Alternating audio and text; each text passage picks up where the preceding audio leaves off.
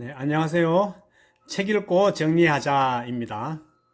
오늘 함께 할 책은 유튜버들입니다. 좀 가벼운 책으로 택했는데요. 책 표지에 이렇게 써놨네요. 온라인 관종은 어떻게 TV를 뒤흔들고 새로운 스타 기업급이 되었나? 맨 뒤를 한번 볼까요? 맨 뒤에는 보통 출판사들이 이 책을 홍보하기 위해서 좀 심혈을 기울여 쓴다는 말이 있습니다. 같이 읽어볼게요. 이 책은 사상 처음으로 유튜브의 부상, 우리가 무언가 시청하는 습관에 유튜브가 가져온 변화, 그리고 급속히 진화하고 성장하는 유튜브 생태계를 하나하나 들여다본다. 아울러 뜨는 인물과 지는 인물을 비롯해 몇몇 유튜브 거물들의 개인적 사연을 비롯한 성공과 실패 이야기도 살펴본다. 지망생과 낙오자도 찾아 나서고 유튜브가 존재하기 전에 유튜브 역할을 했던 플랫폼도 알아본다. 유튜브와 유튜브에 관한 이야기도 풀어낸다. 한 회사의 알고리즘이 어떻게 전 세계에 영향력을 행사하고 있는지, 학교를 갓 나온 소년 소녀들이 어떻게 기업가보다 더 많은 돈을 벌 수 있는지를 밝힌다. 소설보다 더 흥미진진하며 한 편 한 편이 최고의 휴먼 드라마다. 어서 오시라. 여기는 놀랍고 활발하고 시끄럽고 기묘한 인기가 하늘을 찌르는 유튜브 세상이다. 네, 요즘은 정말 유튜브 세상이죠. 저도 유튜브를 하고 있는데요. 사람들이 유튜브를 왜 하는지, 유튜브를 해서 정말 경제적인 이득이 얼마나 되는지, 또 유튜브는 누가 시작했는지, 그리고 이 부분이 저는 제일 와닿네요. 소설보다 더 흥미진진하대요, 이 책이. 같이 한번 살펴보겠습니다.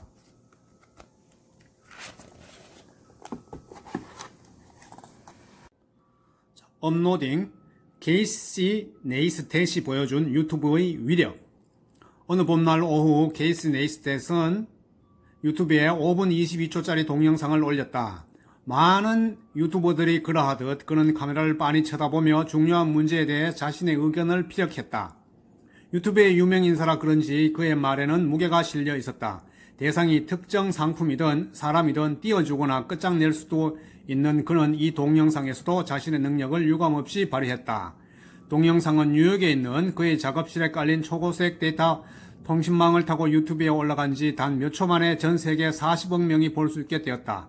그와 동시에 네이스텟이 운영하는 채널의 구독자들은 자신들의 유튜브 스타가 메시지를 전한다는 알림을 받았다. 네, 어마어마한 이야기부터 시작하고 있습니다. 유튜브는 인간 세상의 부자와 괴짜, 선남 선녀와 미치광이를 흉내낸 콘텐츠로 가득한 영상과 음향 콘텐츠의 만화경이다. 유튜버들은 날이면 날마다 대중음악에서 정치까지, 유행에서 배관 작업까지, 자동차에서 낚시까지 갖가지 주제로 찍은 영상을 마구잡이로 올린다. 비둘기 경주를 보고 싶은가? 단발머리로 매끈하게 자르고 싶은가? 체계별화를 주제로 토론하고 싶은가? 표준 중국어를 구사하고 싶은가? 아니면 기타를 치고 싶은가? 유튜브는 뭐든 곧바로 알려준다. 옛날식으로 알사탕을 만드는 장면을 보면서 느긋이 쉬고 싶다고? 로프티 포스트의 계정에 들어가 보라. 즉석 복권 200장을 사서 꼼꼼하게 긁어대는 사람을 보고 싶다고? 검색창에 무엇의 스크래치 카드를 쳐서 결과를 확인해보라. 대박이 터졌는지 본전치기나 했는지 바로 알 수 있다. 네, 유튜브는 순식간에 화제로 떠올랐다. 약 10년 만에 덩치 큰 회색 컴퓨터 화면 괴짜 프로그램에서 초박형 55인치 벽걸이형 TV로 시청하는 예능 프로그램으로 탈바꿈했다. 지난 5년 동안 유튜브 시청 시간은 하루 1억 시간에서 10억 시간으로 치솟았다. 전체 인터넷 사용자의 69%가 이용하는 유튜브는 사람들이 가장 많이 시청하는 동영상 서비스가 되었다. 인터넷 방문 순위도 구글에 이어 2위이며 페이스북보다 앞선다. 유튜브에 동영상을 올리는 사람 중 96%가 어째서 광고로 충분한 돈을 벌지 못하고 미국의 빈곤선을 겨우 벗어나는 정도인지를 설명한 기사였다. 유튜브 한다고 다 돈 버는 건 아니고 그 중에 96%가 돈을 못 번다는 그런 기사입니다. 유튜브에 관한 것이면 스타며 생태계며 자금이며 뭐든 흠뻑 빠져있는 기술 전문 기자인 나는 유튜브가 일부 출세 지향적인 블로거들이 기대하는 금광이 전혀 아니라는 사실을 알려주고 싶었다. 네이스텟은 이에 불만을 퍼부었다. 사람들이 유튜브에 동영상을 올리는 건 돈을 벌기 위해서가 아니라 무언가를 창조하기 위해서라는 것이다. 하지만 인간성 좋은 그는 구독자들을 좌지우지하는 자신의 영향력을 너무나도 잘 알고 있는지라 발언을 이렇게 마무리했다. 그렇다고 이 기사를 쓴 사람에게 악의적인 댓글은 달지 마세요. 예, 그렇죠. 뭐 유튜브를 하는 목적이 꼭 돈을 벌기 위해서 유튜브를 하는 건 아니고 어떤 자기 창조 활동이죠. 저도 물론 그렇고요. 예, 다음은 제이크 폴에 대한 이야기가 나옵니다. 제이크 폴의 불타는 수영장, 유튜버의 성공 방식. 제이크 폴은 약간 개짜예요. 그래서 수영장에다가 불을 지르죠. 그걸 유튜브 영상으로 막 올립니다. 수영장에 물이 있는데 어떻게 불이 타냐고요? 물을 일단 다 빼고 거기다가 뭐 뗄나무들을 막 모아놓고 거기다 불을 질러가지고 수영장을 엉망으로 만들어가지고 그걸 유튜브에 올리죠. 하여튼 한마디로 개짜 유튜버입니다. 나는 엄마 뱃속에서부터 막대 먹은 놈이었지 하면서 유튜브 채널을 자기 유튜브 채널을 홍보하고 있는 개짜 녀석이죠. 얘가 유튜브 맨 시작 글에서 이렇게 얘기합니다. 안녕, 난 제이크 폴이라고 해. 21살이고 로스앤젤레스에 살아. 다들 나더러 미친놈이라고 하지. 난 그래도 계속 이렇게 살 거야. 팀10 일당과 함께 눈만 뜨면 코미디 동영상을 만들고 연기하고 액션 스포츠를 즐기지. 이 미친 모험은 쭉 계속될 거야. 구독해서 날마다 봐줄 거지? 그래야 내 미친 짓을 놓치지 않거든. 이렇게 자기를 소개하면서 유튜브를 시작했는데 벌써 구독자가 1700만 명이 넘는 성공한 유튜버라고 합니다. 여기에 또 광고를 붙여가지고 적게는 35만 달러, 많으면 약 한 560만 달러의 수익도 올린다고 하죠. 근데 여기 저자는 이 폴이 만약에 한 5년만 더 일찍 태어났으면 유튜브를 몰라가지고 아마 저쪽에 촌구석에서 그냥 그저 그런 아이로 성장하지 않았을까. 그런데 이제 유튜브를 통해 가지고 어떤 성공한 사례를 이렇게 소개하고 있어요. 유튜브는 누구에게나 이제 열려져 있는 열린 문이라고 보는 거죠. 보통 유튜브에 이제 코미디물이 많이 올라오는데 이 제이크 폴이 찍은 코미디 영상도 영상 올리고 24시간 안에 거의 240만 조회수가 기록이 된다고 합니다. 그만큼 뭐 재미도 있고 사람들이 좀 재미있고 뭔가 좀 개짜적인 거를 많이 추구한다는 뜻이겠죠.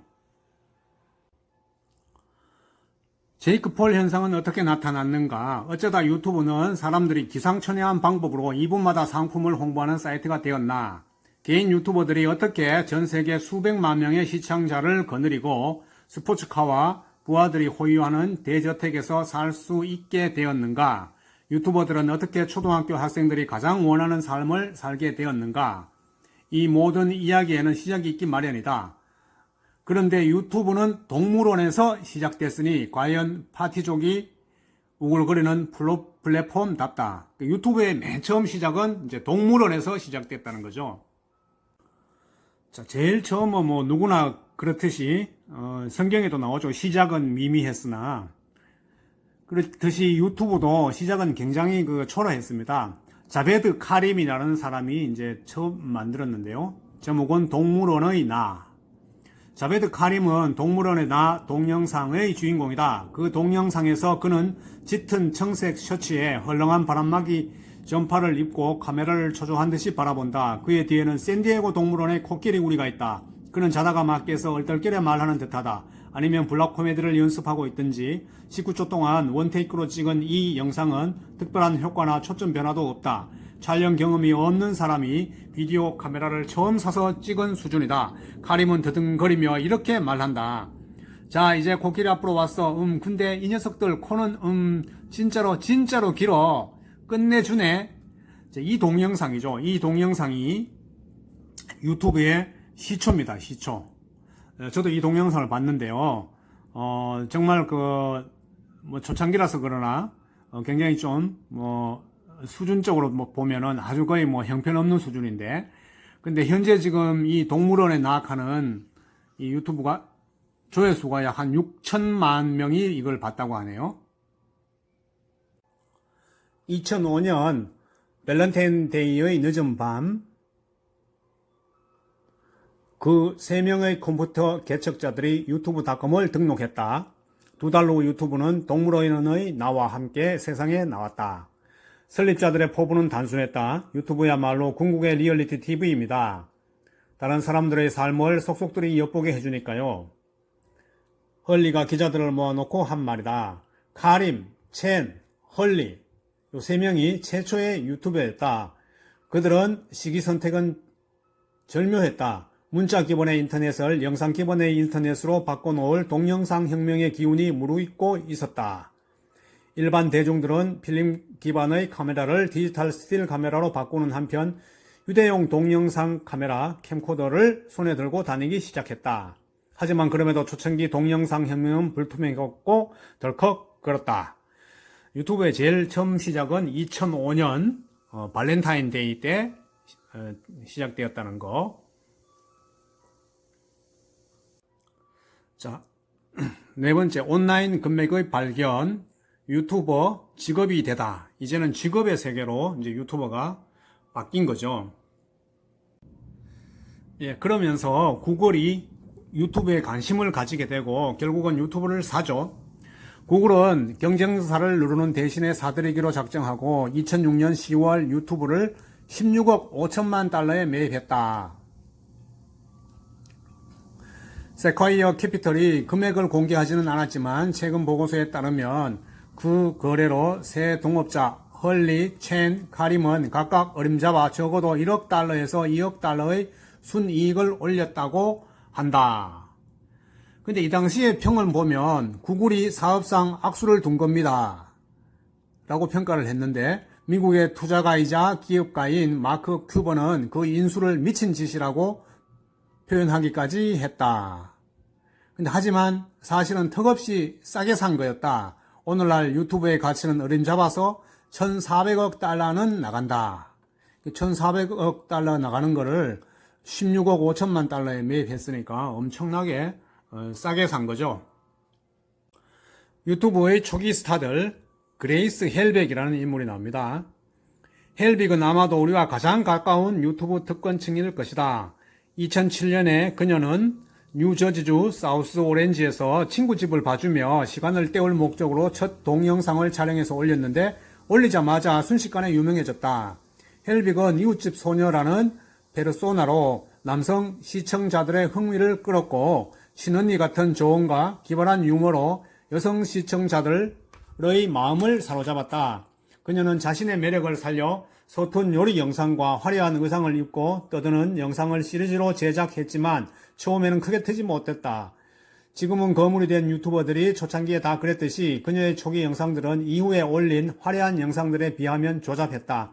하지만 나중에 만든 동영상에도 그녀만의 당혹스럽고 엉뚱한 코미디의 흔적이 남아있었다. 그래서인지 헬빅은 종종 자신을 인터넷에 엉뚱한 언니로 소개했다.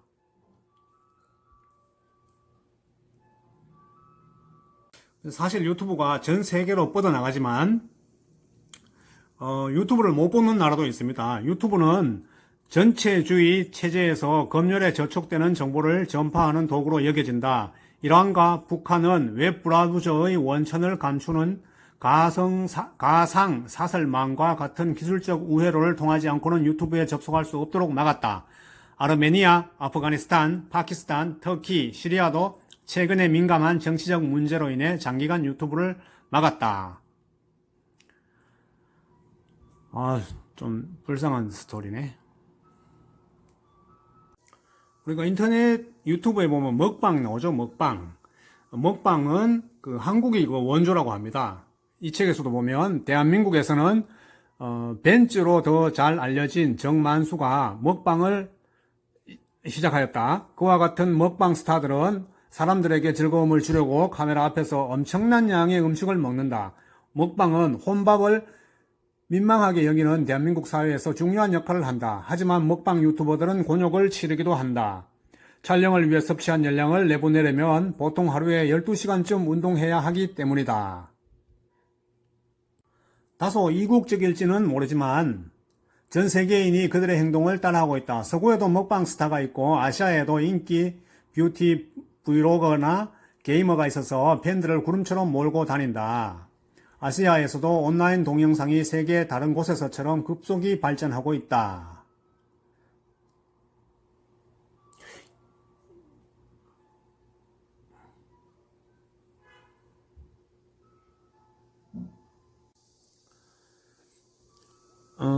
근데 중국을 우리가 좀 유심히 볼 필요가 있는데요. 중국은 유튜브의 가장 큰 블랙홀이다. 영국에서든 미국에서든 아니 어디서든 200명을 무작위로 고르면 그 중에 적어도 한 명은 유튜버다. 하지만 팔라딘의 연구에 따르면 중국은 인구 대비 유튜버 비율이 가장 낮은 나라다.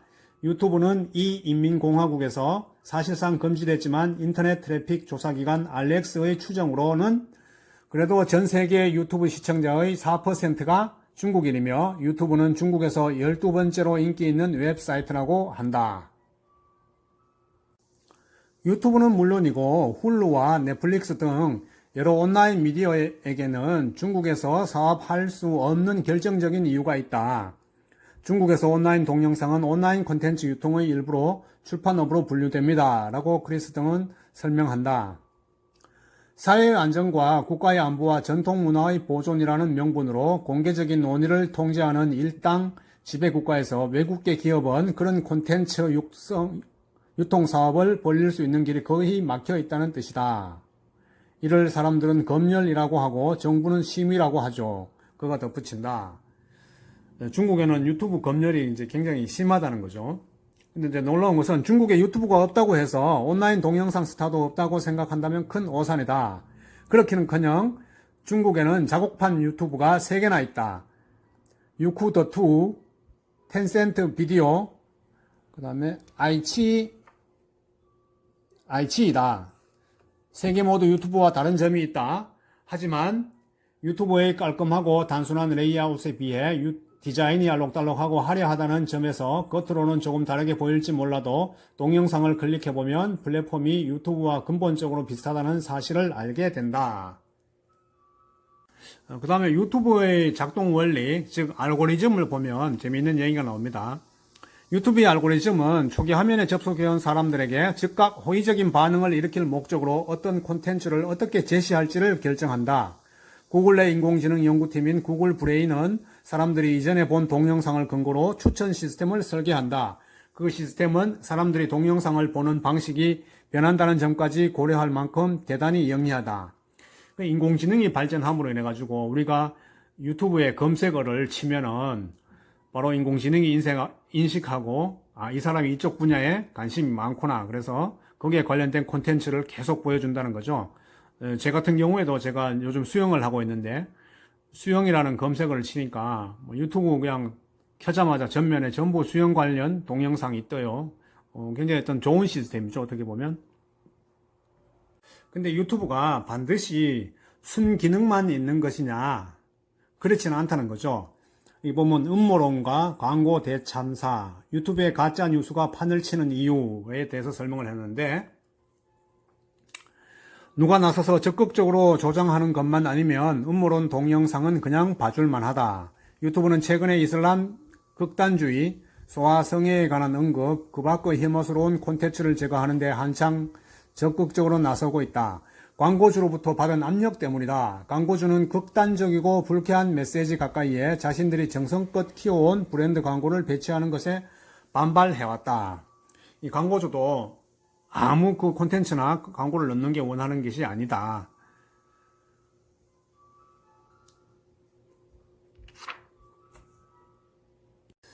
근데 사실 유튜브가 그런 좀 문제성 있는 동영상을 끌어내는데 뭐 그렇게 적극적이지는 않죠. 좀 주저해요. 그래서 여기도 보면 음모론 동영상을 끌어내리기를 주저하는 듯하다. 최근까지도 그런 음모론과 극단주의 콘텐츠를 유튜브는 자동 재생 알고리즘을 통해 추천하고 있었다. 그냥 놔두면 시청자는 터무니없는 이론들이 날뛰는 세계로 순식간에 휩쓸려 들어가서 구구 집단의 주장과 가짜 뉴스와 대안적 사실이 옳다고 믿게 된다. 갈수록 흥미진진해지는 토끼굴 속으로 점점 더 깊이 빠져드는 것이다. 이것이 유튜브의 하나의 문제점을 이제 제기하고 있죠. 다음은 27장 TV와 영화로는 부족해. 헐리우드 스타들이 몰려온다. 헐리우드 스타들이 이제 유튜브로 진출을 한다는 그런 내용이 되겠습니다. 1억 달러 이상의 수익을 내는 영화에 연속으로 출연한 기록을 보유한 헐리우드 스타 윌 스미스는 2017년 크리스마스 열흘 전에 유튜브 채널을 개설했다. 그는 브이로그 활동을 시작한 지 몇 달이 지난 후 한 예고편에서 이렇게 말한 바 있다. 유튜브가 나를 얼마나 많이 깨우쳐 주는지 몰라요. 이제는 내 목소리를 내보려고 해요. 말하고 싶은 게 너무 많거든요. 전통적인 미디어의 몇몇 거물들도 출연하는 그의 브이로그 시리즈에 대해 유튜브의 국제 광고 및 마케팅 책임자인 케이트 스탠버드는 이렇게 전망했다. 스미스는 이 시리즈를 통해 관심도 끌고 즐거움도 주겠지만 무엇보다 자신만의 다양하고 진실된 목소리를 세상에 널리 전할 겁니다. 아주 멋진 말이네요. 유튜브를 통해서 자신만의 다양하고 진실된 목소리를 세상에 널리 전하겠다. 영화에서 못다한 얘기를 유튜브를 통해서 하겠다. 그러면서 헐리우드 스타들도 점점 유튜브에 진출을 한다. 제28장 과연 누가 더 불리한가? 유튜브와 TV의 전투. 유튜브와 TV가 전투를 하면 누가 이길까요? 약 3년 전 40대 부부 데렉 홀더와 케니스 홀더는 소니 TV를 새로 샀다. 리모컨에는 표준 음영과 채널 조절 버튼과 나란히 넷플릭스라는 단어가 선명히 새겨진 진홍색 버튼이 있었다. 남편인 데렉 홀더는 이렇게 말했다. 머지않아 유튜브 버튼도 생길 것 같아요. 그렇게 되는 순간 TV는 끝나는 거죠. TV가 뭐 참패하지 않겠나 이렇게 지금 보고 있는 거죠. 그 이유가 TV가 우리의 안방에 처음 들어온 이후 전 세계의 가정에서 벌어졌다가 시들해진 일이 지금 눈앞에서 다시 펼쳐지고 있다. 사람들은 TV를 켜서 항상 뭔가 새로운 볼거리를 찾아내는데 그게 요즘은 유튜브 동영상이 됐다. 또한 알고리즘을 통해 끊임없이 새로운 동영상을 추천받으면서 시청 시간도 늘어났다. 유튜브의 가장 중요한 목표가 달성된 것이다. 유튜브에서 벌어진 일은 두 가지입니다. 그가 말을 이었다. 첫째는 새로운 콘텐츠를 담을 공간의 크기가 무한해졌다는 거죠. 둘째는 크리에이터와 시청자 간의 완전한 민주화가 이루어졌다는 거예요. 스마트폰을 들고 뭔가를 찍어서 올리면 멀리 호주에서도 즉시 볼 수 있잖아요. 시청자를 사로잡기 위해 우리가 해야 할 유일한 과제는 그들이 보고 싶어하는 콘텐츠를 만드는 겁니다. 생각해보면 TV 업계에 엄청난 위협이 되는 일이죠. 수십억 원의 제작비를 들여 전문적으로 만들어 올리는 넷플릭스 콘텐츠와는 달리 유튜브에는 누구나 돈이나 기본 장비 없이 자신이 만든 콘텐츠를 올릴 수 있다. 거물급 유튜버들이 대체로 대행사의 지원을 받으며 첨단 기술을 활용해 엄청난 수익을 낸다고 하지만 그들의 콘텐츠는 열성적인 아마추어들이 만든 콘텐츠와 똑같이 제공된다. 데렉 홀더가 말했다. 젊은 세대는 기본적으로 TV를 전혀 안 보잖아요. 그 이유는 두말하면 잔소리죠. 그는 유튜브가 곧 TV의 자리를 차지하리라는 전망을 티끌만큼도 의심하지 않는다. 어떤 장치로든 어디서든 언제든 한 번만 클릭하면 다 얻을 수 있는데 왜 TV를 보겠어요? 네, 맞는 말인 것 같아요. 저도 뭐 거의 100% 공감하는 그런 말입니다.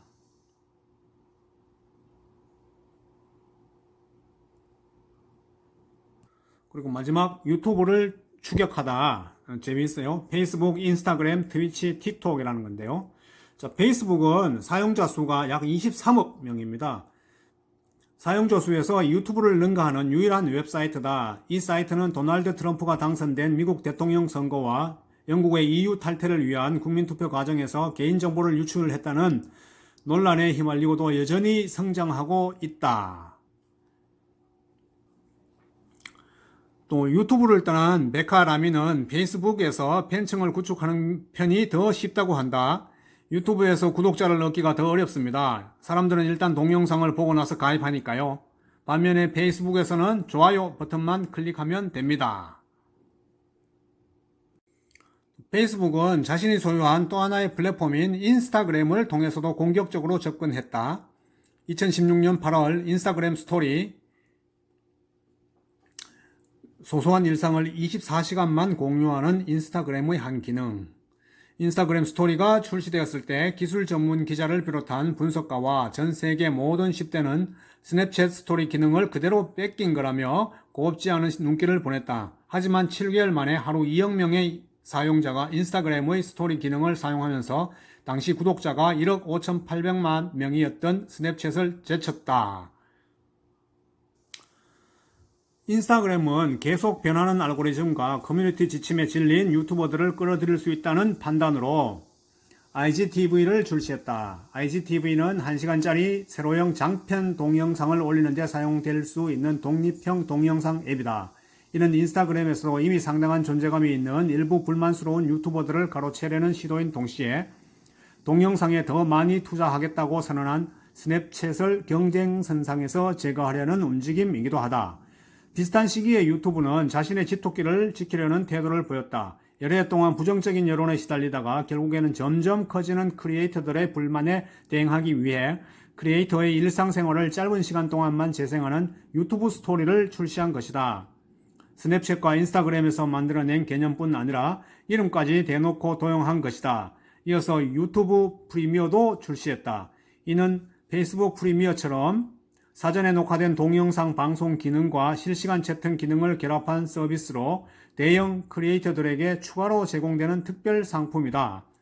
유튜브의 제품 개발 최고 책임자 닐 모아는 크리에이터들은 돈 버는 방법과 기회를 가능한 한 많이 확보해야 한다고 말하면서 소형 크리에이터일수록 기존 채널 멤버십 프로그램을 더 많이 활용해야 한다고 강조했다.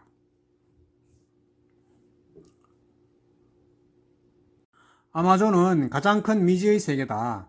트위치의 실소유주지만 사이트 운영에는 손을 대지 않는다. 트위치는 최근에는 영화나 게임이 아닌 방송의 비중을 늘렸다. 그래서 유튜브와 다소 비슷하게 보일 수밖에 없었다. 절대적인 숫자를 놓고 보면 트위치는 유튜브 근처에도 가지 못한다. 트위치에 게시된 동영상의 한 달간 총 시청 시간은 유튜브 하루 시청 시간에도 못 미친다. 그래도 트위치는 유튜브의 위협적인 존재다.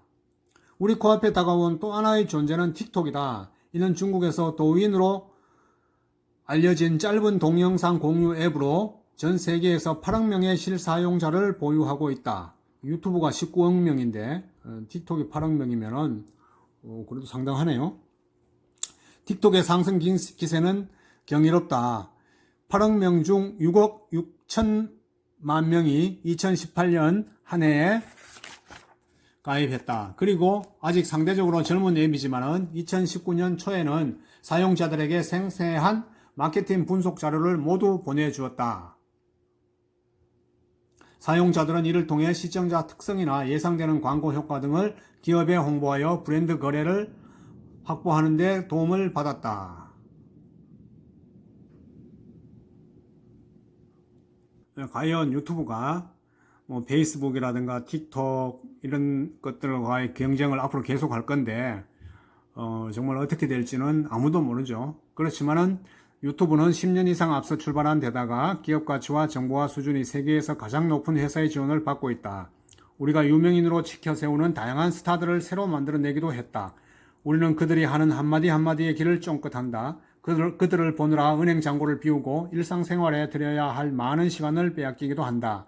그 현상은 우리 삶 속에 너무 깊숙이 들어와 있어서 잠시 지나가는 유행처럼 쉽게 사라지지 않을 것 같다.